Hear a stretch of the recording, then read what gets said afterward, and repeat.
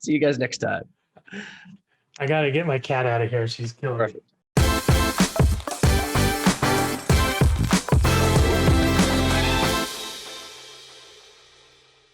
Welcome everybody to another episode of Real Agile or BS. Agile Bob and myself love answering your frequently asked questions around Agile and agility. And in today's topic, today's question is an interesting one. It's around market research using focus groups. I'm going to jump right in here first because I got a couple stories to tell. I don't know how many Agilists out there that have actually done market research with focus groups, but I've done about 5 or 6 of these with clients, and I think it's a wonderful, wonderful thing to do. Now, we're talking about this within the context of Agile. So the first place that I would want to jump in here is that it should be part of the sprint. If you're working with a product owner who's highly engaged with the team and you're working with a great product owner who also does market research, then I would hope at some level that there's an opportunity to do market research using focus groups. One of the places where I've used focus groups with a couple of clients is using Craigslist. Now, I know many people might be like, what are you talking about? But if you create great user personas with your client, right? Helping your client understand what are the type of target demographics, what are the type of individuals that we're targeting, who's our most important users.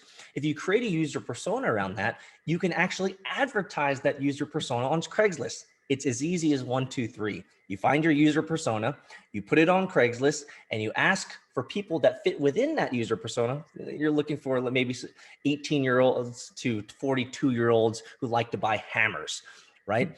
And if you focus, if you create an ad around that and say, hey, we'll give you $50 to test our system if you're within this user persona, I promise you, you will have people show up. The first time I ever did this was with the company over here, actually in Norcross, Georgia, not too far from my house.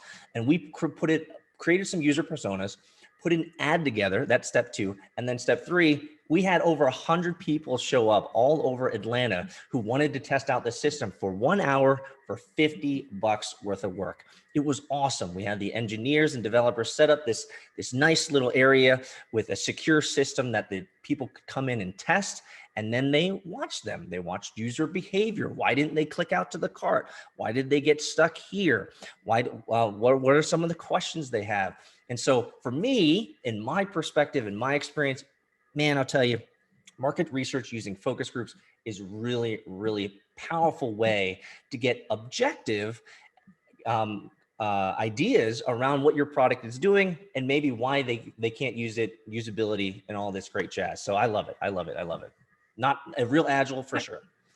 Yeah, Peter, I agree. I think it's definitely real Agile. And I think where people get in trouble is they think that the team has to do everything. The product owner has to know all. And so the idea of using a focus group just doesn't make sense to them. And they also think of focus groups as being part of looking at a finished product, maybe. Mm-hmm. And so that gets them confused as well. So I think it's really about saying the focus group can be part of our sprints, can be done even up front to learn a little bit about what we should even put in our backlog. I've actually used focus groups, and I only had one experience with it, but it was awesome. A company actually used focus groups for their sprint reviews. They actually had stakeholders and users show up and do a focus group right there.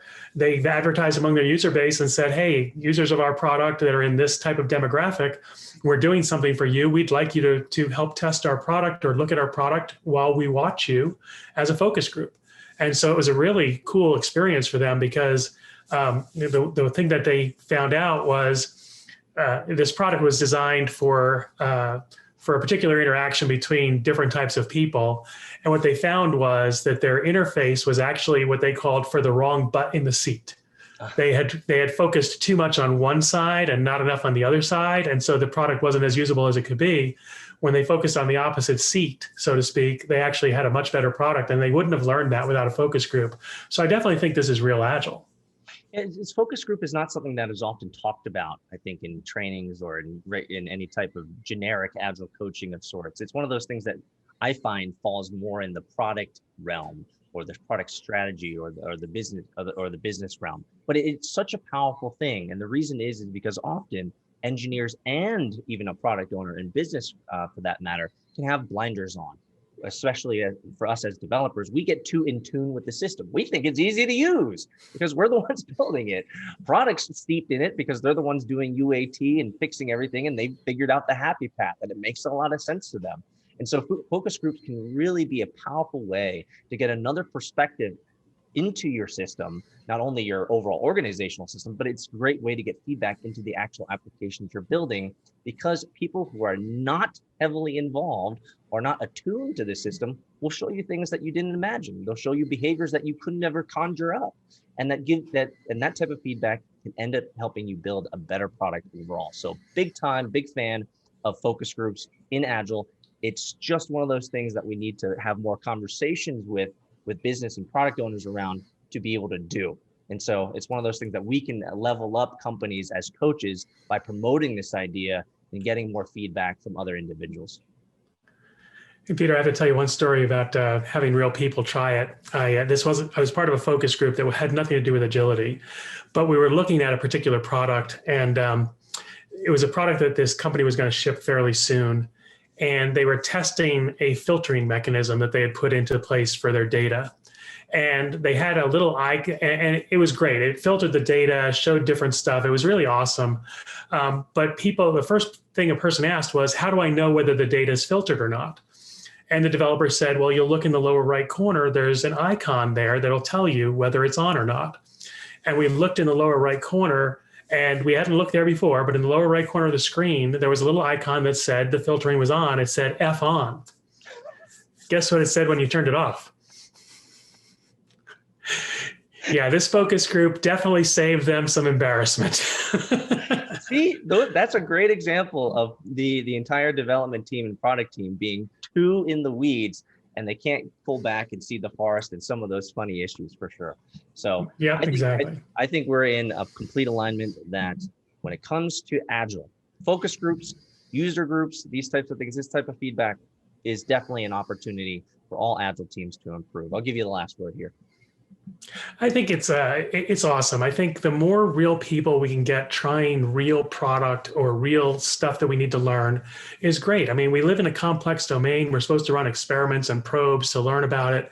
I don't think anything's better than a focus group because it's real life. I love it. I think if more companies did it, it'd be awesome. I don't know that we have to spend $50 per hour per person to get it, but if I have to, I mean, a $5,000 investment for what was that, 100 people? That's peanuts compared to what we're going to spend if we make the product wrong. So use everything at your disposal to get the good data to make a great product. I just think it's smart. It's not even real Agile. It's just smart. Absolutely. So let us know your comments out there. Comment below, subscribe. Obviously, we'd love for you guys to share this out on Twitter or any type of social media platform that you're leveraging today. And for those that didn't know, we have revamped our Agile community.